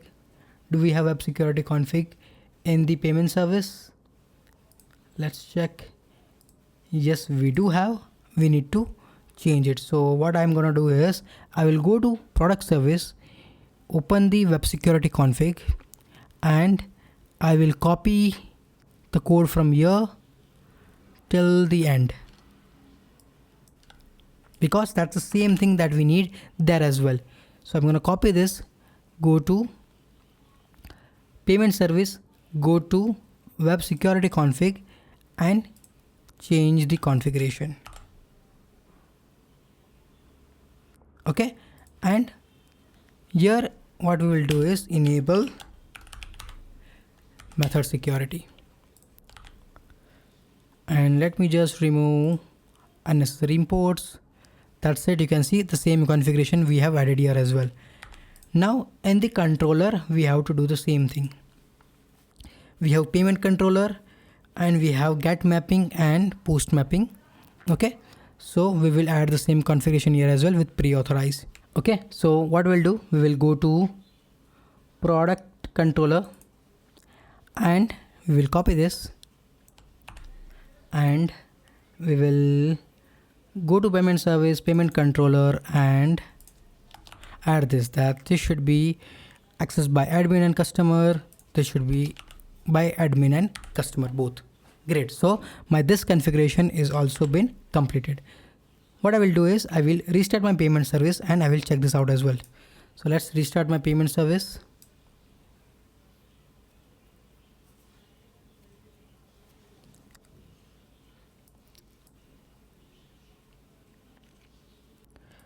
And I am able to start my payment service as well. Great.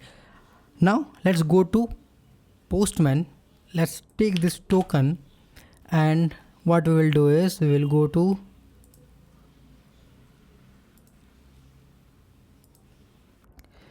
here payment order 1, and we'll pass the token here.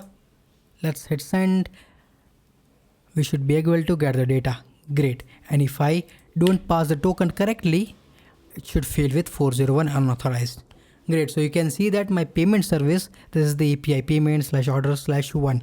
Okay. So if I go back, it's payment /order/order ID. Okay. So I'm able to access this API as well with the token passed. So my payment service is also working correctly, and it's able to authorize the request based on the token provided. Now let's implement the same thing in our order service as well. In the previous section, we saw that we implemented the payment service Spring Security resource server, and that payment service was able to take the token and it was validating that token with role-based authentication and was allowing the access. We saw that with the complete demo. Now let's implement the same thing with the order service as well. Now, but with order service, there is one catch. We will implement similar thing. We will implement similar thing in order service just as product service and payment service. But one catch is that order service also invokes payment service and order service also invokes product service. Right? So that means I will do the similar configuration. I will do the similar configuration just like product service and payment service in the order service as well. Plus I need to do extra configuration as well. When I am calling the payment service, whenever I am calling payment service or product service from order service, I need to pass that token. So whenever I'm calling order service, I'll be passing a token. That token I need to pass to payment service as well whenever I'm calling payment, and I need to pass to product service as well whenever I'm calling product service. So internally, whenever I'm calling order service and that order service is calling some of the internal service, that token also needs to be passed along that. So that particular configuration also we need to do as a part of our order service. Okay, so two things. One is the similar configuration as product service and payment service, plus extra configuration to pass the extra token to payment service and product service that we have. First, we will implement the resource server and then we will do that extra configuration as well. So let's go ahead and implement that. So to do the same thing as a resource server in order service, we'll just copy paste the configuration that we have added in the rest of the service, because that is very simpler to do. So let's go ahead and do that. We'll go to IntelliJ IDEA, and what we will do is we will go to pom.xml file and we will copy this dependency, that is resource server, and we will go to order service. We'll go to pom.xml file and we will scroll down to find the Spring Security, and here is the one. It's Spring Security and Okta starter. I will remove this and add the resource server dependency. Great. Now as this is done, I need to add the configuration in my YAML file. So let's go to main resources application.yaml file and add the configuration. Now here there is a lot of configuration about the client registration and everything. What I will do is I will remove everything. I don't need anything here. I just need resource server. So let me just remove and add the resource server dependency. So I will go back to payment service. I'll go back to application.yaml file and copy this resource server configuration, that is Spring Security Auth0 resource server JWT and Azure URL. Copy this information, go back to order service application.yaml file and add that configuration. It is Spring Security Auth0 resource JWT and Azure URL. That's it. Now what we need to do is we need to go to Java security web security config, and this is the configuration that we need to change. Okay, first is no global method security, only method security, enable method security, and then we need to change this as well. So to change this, I will go to payment service, go to web security config, and I will just copy these two methods because that's the same thing that I need here as well. I'll come back to web security config and I'm gonna paste it here. Okay, so this configuration is done. I will remove unused imports. Okay, now controller. In the controller section, I need to change to has authority to has roles. So this will be defined as has any role customer, and this will be defined as has any role customer or admin. Okay, which is get order details. Get order details can be done by customer and admin, and place order can be done by only customer. Do we have any other APIs? No. That's it. So here you can see that your configuration related to this API is done. Now, if you scroll down here, you have an external section where you have external client as well, where you are calling a payment service and you are calling a product service as well. Okay. Now, when you're calling this to service, you have an interceptor that one is for FIN client interceptor, that is Auth0 request interceptor, and one is for REST template interceptor, because at one of the section you're calling REST template as well. So you can see these are the two interceptors which is taking your authorization token and passing as a bearer token to rest of the service. Now this configuration also needs to be changed, because with the latest version of Spring Security, this thing is changed. So we need to implement that as well. So let's go ahead and implement this. First thing what we need to do is we need to have one token service. That token service will help us to get the token out of the request, and that token will pass it as a bearer token. So we will go to service section and we will create a token service. So let's define that. So within the service section, service package, I'll create a new Java class saying token service. Okay. And let me just annotate with @service annotation. And here I'm going to define a method public string extract token. Okay. And from where it will take from servlet request attributes.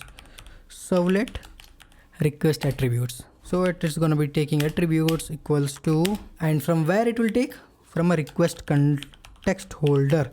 So it has a request context holder dot get request attributes. Okay.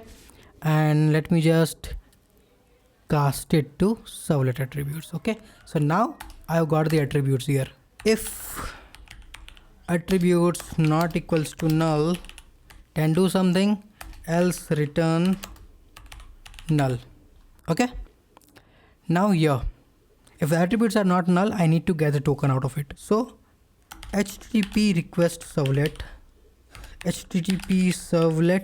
request equals to attributes.get request. So I'm going to take the request. Out of that request, I'm going to take the header. So request dot get header, and I'm going to take authorization header. Okay. And this is going to be your string auth header. Now when we take this header, it will have a complete header name bearer space token. So what we need to do is we need to remove the bearer from the entire token and then only use the token. So that is what we need. So we will just define if auth header not equals to null and auth header dot starts with bearer. If it's a bearer token, then only we need to do something bearer space. Okay. If it's not with bearer space, then I cannot get the token. Then what we'll do is we will do return auth header dot substring start with 7. So that means 1, 2, 3, 4, 5, 6 and 7. Your token service is created.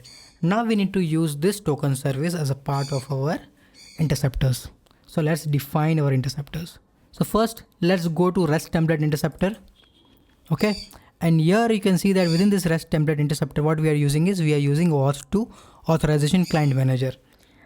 Now this particular service does not have any client manager, right? We have only defined the resources. So we don't need all this information. So we need to remove everything.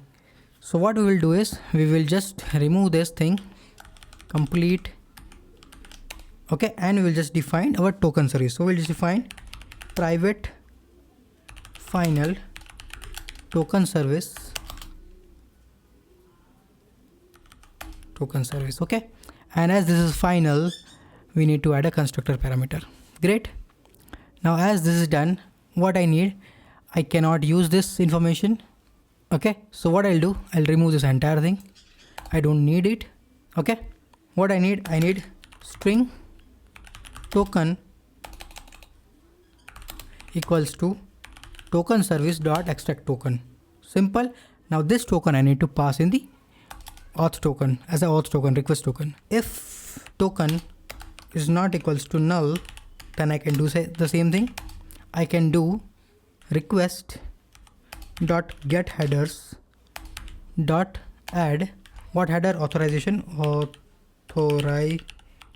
header, comma what bearer space plus token. You can see, simple, right? So it is an interceptor. Which interceptor? It's a REST template interceptor, works with client HTTP request interceptor, and this we have defined as a part of REST template. Okay, so here what I'm doing is I've defined a token service, and that token service is doing nothing, getting a token, extracting a token out of it, and if token is not null, passing in the request. That's it. Okay, now I need to define this token as a part of order service application. Okay, here you can see that we have defined a REST template. Okay, and here within this REST template you can see that we have started seeing the errors, because now we cannot have the client manager here, right? So we need to correct this as well. So let's define and correct this. So what I'm trying to do, I am just trying to remove everything here. I don't need this. And what I'm trying to do is, in REST template, I am injecting REST template interceptors. Okay, and I'm creating a REST template object, and I will inject all the interceptors I have. And here I'll define REST template dot set interceptors, and I'll define list dot of interceptors. Okay, so you can see, simple thing. We are just simplifying a lot of code here. Okay, so what are the interceptors that we have defined? This is the REST template interceptor. Okay, client HTTP request interceptor. So if this is implemented, it is just going to inject it. So this is done. Now we need to change our auth to request interceptor as well. So this is also very complex, where it is using the auth to client authorized client manager. We need to remove this as well. So let's work on it. So here also we're going to simplify what? Remove this. We don't need this. And we don't need these as well. So we'll remove this as well. Okay. What I need as a part of this token service. So let's define private final token service and inject a token service here. Okay. And as a part of apply request template, we need to add a token. So simple, string token equals to token service dot extract token. If token is not equals to null, template dot add header. Okay, what header? Authorization space bearer space token. Yeah, simple. You can see that I was able to convert this as well. So your payment service should work as it is. Your product service, external service should work as it is. There should not be any change. We configured our web security and our interceptor to work with the latest data. Okay, with the latest token. Great. Now what we will do is we will start our service and work with the auto service as well. You can see that what changes we did. We converted to resource server, and we changed two interceptors that whenever you are intercepting those two values, we are intercepting the extra calls. Just take the token out of the request and pass it along. Don't have to again go to client credentials and get the flows. We already have the token. We will directly validate it. Okay. So now let's restart our service.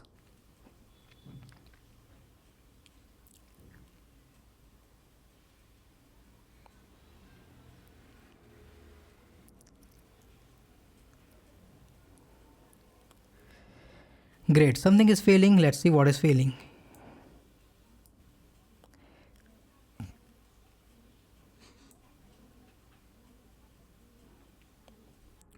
We have order service application required a bean of client registration.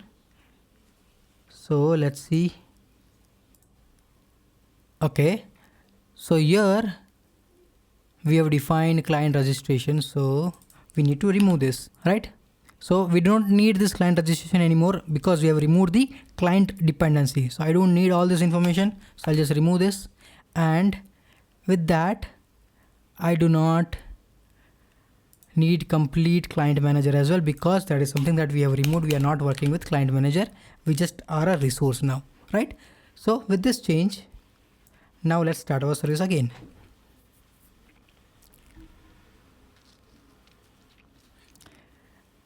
And still it is failing. What is the issue? REST template interceptor in your configuration. Okay, so the change is, this is not there because we have not defined this as a configuration. Okay, this should be a component, then only Spring will understand this. Now it will be injected.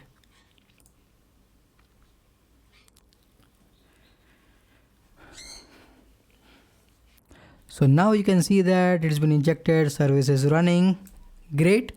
What we will do now is, we will go to the Postman and we will go to order service. This is the order service, and if I hit send,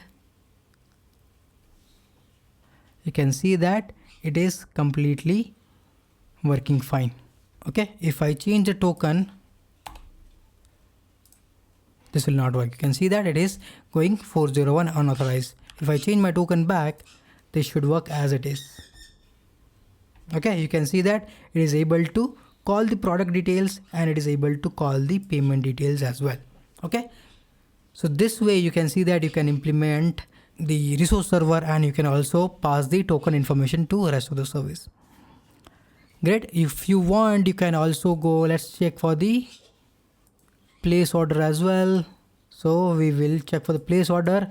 So we'll go to order / place order, and this should be a post request, and I want to purchase product ID 152. The amount is this, this, this, and this. And if I hit send, you can see that I got 200 and order ID is 52. Now if I change my order ID to 52 with a get mapping, I should be able to get that order. You can see that I am able to get that order. Great. So you can see that my order service is also working and it is also able to connect with payment service and product service with the token passed. So interceptors and web security config, everything is working fine. So in the next section, we will again change and work with the API gateway. In the previous section, we saw that how to implement resource server in our order service and how order service can use the same token and pass that token to the other internal service, that is the payment service and product service. So that complete thing was implemented, tested and working fine. Now if you go to API gateway should be your point of contact, right? Point of all the client that should directly call. So if I explain you, client will never directly call order service or product service or payment service. Client will only call the API gateway. API gateway's responsibility is to send the traffic internally to the appropriate services. So currently, if I was calling the product service, right? So if I show you, if I go to product service, okay, I was calling the product service with the product API. This is localhost 8080, it's product, and I was able to get a product. So if I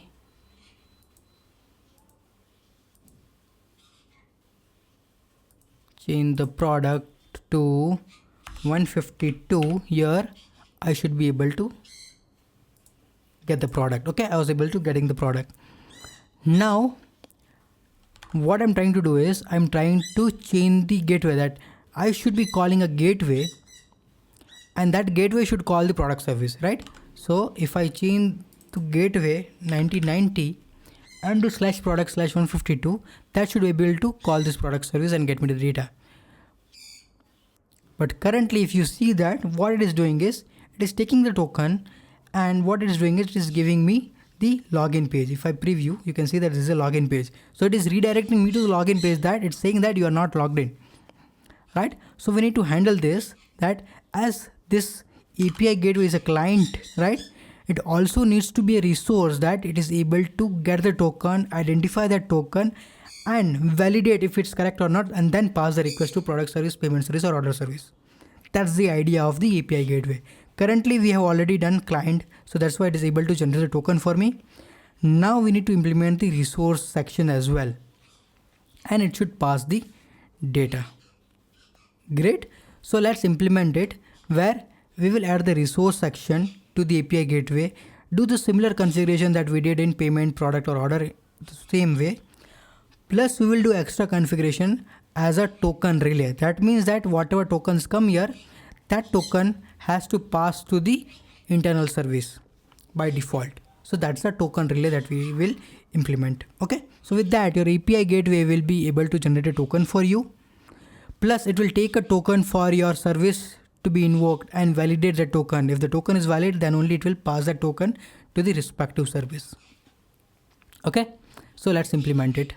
So for that, what we will do is we'll go to the API gateway and add the resource section. So let's go to order service first, go to pom.xml file, and what I will do is I will take this resource section.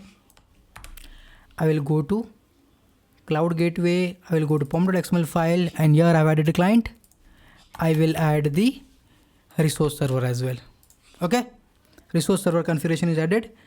Now if I'll go to source main resources and application.yaml file, here I have added the Spring Security client and provider. I will add the resource server as well. So what I will do is I will go here and add the resource server configuration. So it should be with client level. Okay. Should be at a client level. One is your client and one is your resource server. So this is the configuration that we have added in rest of the services as well. And now we are adding it here as well. That now this is my registration, client registration as well. And this is a resource server as well. Now with this configuration, we need to do the similar configuration in our security as well. So currently this was a Auth0 login configuration, that client registration and login. Now we need to add the resource server configuration as well. That means I need to add the JWT configuration as well. So what I'll do is I'll go to order service, I'll go to security, and if I scroll down, this is the bean. I need this bean, right? So I'll just copy this bean and come back to my security and define this bean. Okay, so your bean is defined. Now what you need to do is, as a part of your Spring Web filter chain, you need to define your resource server as well. So what I'll do, I will go back to order service, I'll go to web security config, and I will get this resource server configuration. Okay, I'll take this, I'll come back to security, and I will add the configuration. And here you can see that now we started seeing the error. So let's see what is the error. So the error is that you can see that it's not able to take this converter. It needs a converter. Why? You can see that it is asking for mono. Okay, because for rest of the services we implemented, those were not reactive services. We talked about this earlier as well, that the reactive configuration and non-reactive configuration will differ here. So if you see here, right, in the reactive you will be using security web filter chain, but in non-reactive you will be just using security filter chain. That's the difference. Okay, and accordingly your JWT authentication converter will also be different as a reactive JWT authentication converter. So we need to change those little bit configuration as well. So let's go ahead and do that. So what you need, instead of JWT authentication converter, you need reactive. So it's a reactive JWT authentication converter. So reactive. Okay, you can see that it's reactive JWT authentication converter, part of Spring Security. Okay, and at the end what we will do is we will return, so rest of the things will remain same, and here it will change to reactive scalability authentication converter adapter, and we will pass our converter here. Okay, and this should be your adapter here as well. Okay, so great. So this is working now. This converter should work here as well. So if I go to Auth0 resources, this should work because it's an adapter now and it can convert to mono here. Great. So this configuration is working. So that means that now your cloud gateway is a client which can generate a token for you, and also a resource server which can pass on the or validate the token for you. Great. Now it should also pass the token as a relay to rest of the service as well. So for that, it's a very simple configuration that we have to do. What we will do is we'll go to resource server application.yaml file of cloud gateway, and as a part of our gateway configurations, we will just add a default filters as a token relay. Okay, so that means that by default this token relay filter will be executed. Now if we are using reactive gateway, by default token relay functionality is available, and if we just define the default filter, it will work out of the box. But if you are using non-reactive gateway, in that case you need to define your custom relay token, and in that custom relay token you need to pass bearer token as a request header, and then you need to define that token here. But it is always best to use the reactive gateway because it gives the extra functionalities as well. So once you define this, it has all the configurations related to our gateway, token relay, our token validation and everything. So once this is done, what we can do is we can restart our service and we should test it.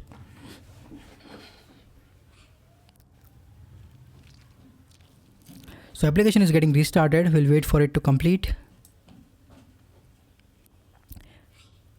And you can see that these services restarted. What I will do is I will go back and I will generate my token. Okay, my token is generated. I'll take this token and I'll go back to Postman. I'll give my token here. And first of all, I will check with port 8080 that directly my product service should work and I should be getting the data. Great, I'm getting the data. Now I will call this service via gateway, that is port 9090, and if I should hit, you can see that now I am getting the data. So that means my now API gateway is able to get the token, validated token, and pass it as a part of the token relay as well. Okay, so if I go to any of the services now, if I go to order service, instead of port 8082, if I go to authorization, let me just give the latest token. This should work as it is. First of all, yes.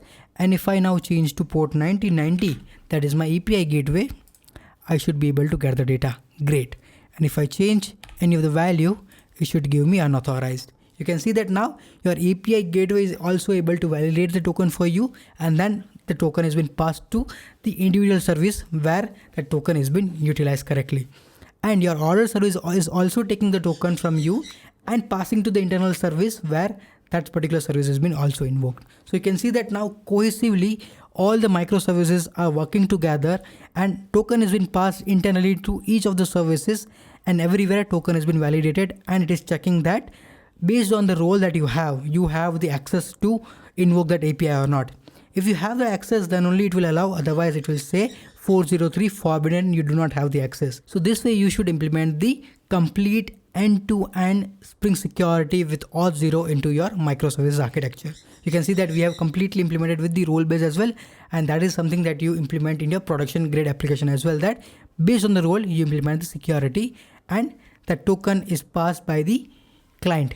It's client responsibility to always check that if the token is been expired, new token should be created based on the refresh token that they have, and you should pass a new token. Okay, so this is the complete idea about all the different microservices and how they cohesively work together to have the complete secured APIs and microservices. All the documents, materials and everything has been added in the description for you to check out, so you can go through the document, understand each and everything and implement in your microservices. So that has been it. I wanted to share today regarding the complete understanding of the Spring security with your microservices with Auth0 authentication using the Auth0.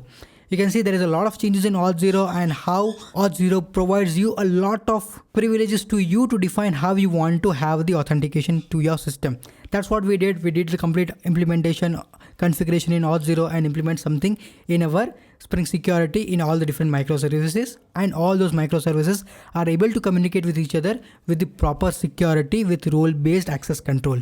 So if you like this video, give us a thumbs up and subscribe to my channel for the upcoming videos.